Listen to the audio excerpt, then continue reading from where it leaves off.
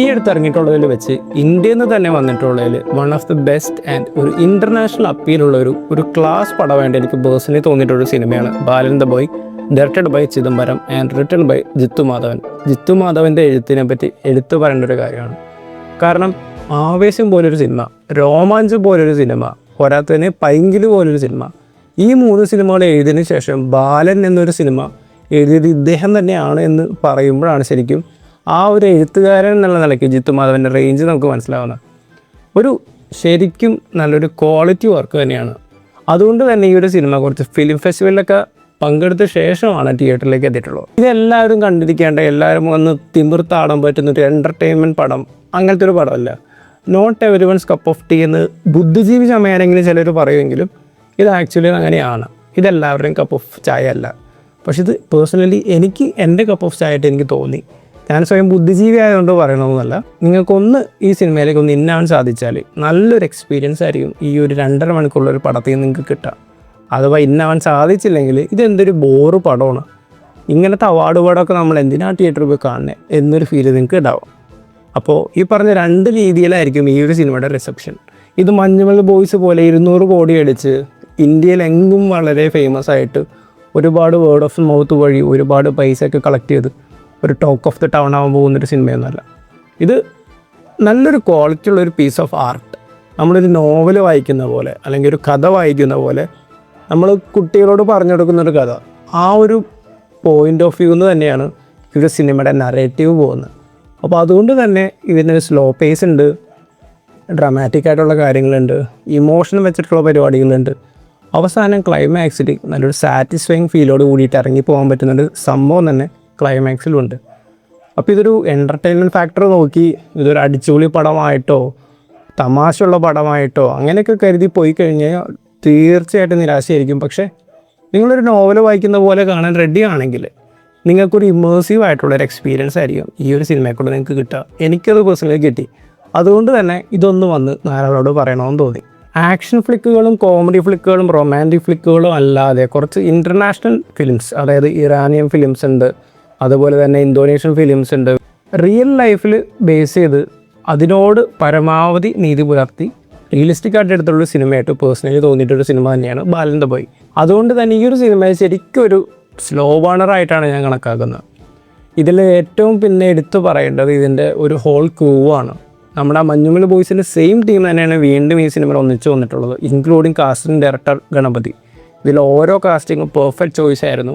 ടെക്നീഷ്യൻസിൻ്റെ കാര്യം എടുത്ത് പറഞ്ഞാൽ ഒരു സൈഡിൽ ഇങ്ങനെ മുഴച്ച് നിൽക്കാണ്ട് എല്ലായിടത്തും അറ്റ് ദ സെയിം ടൈം ആ പ്രസൻസ് ഫീൽ ചെയ്യിപ്പിച്ചുകൊണ്ട് സുഷിൻ്റെ ബാക്ക്ഗ്രൗണ്ട് സ്കോറും മ്യൂസിക്കും അടിപൊളിയായിരുന്നു. ആ ഒരു സിനിമേനെ നമുക്ക് അത്ര ഇമേഴ്സീവ് ഫീൽ തരുന്നതിൽ ഏറ്റവും വലിയ പങ്കുവഹിച്ചിട്ടുള്ളത് സുഷിൻ്റെ സ്കോറാണ്.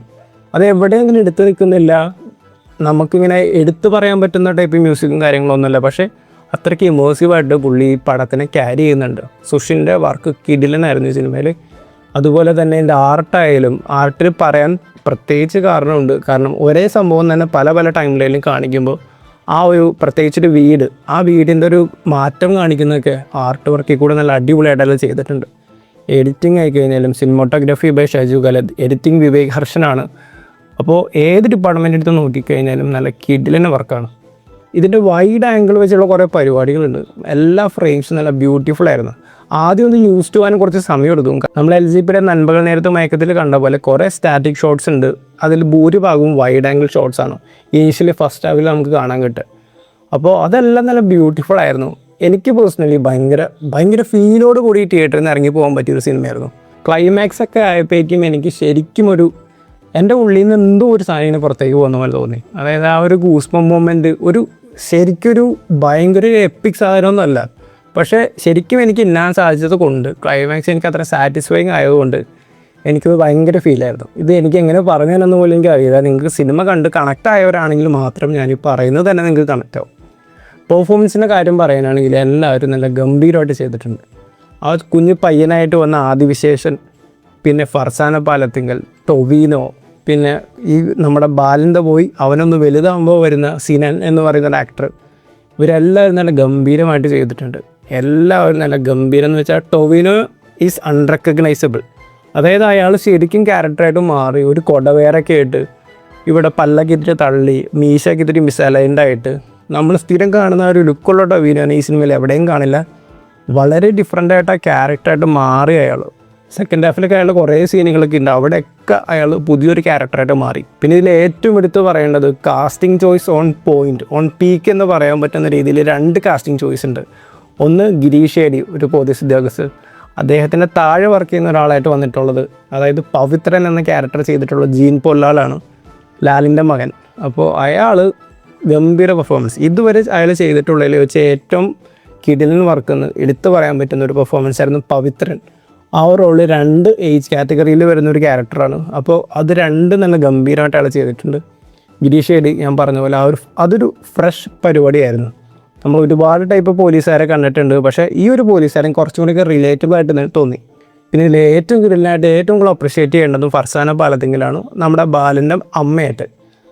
അവർ തന്നെയാണ് സിനിമയിൽ ത്രൂഔട്ടുള്ളത്, അവരുടെ പോയിൻ്റ് ഓഫ് വ്യൂ നിന്ന് തന്നെയാണ് സിനിമ പോകുന്നതും.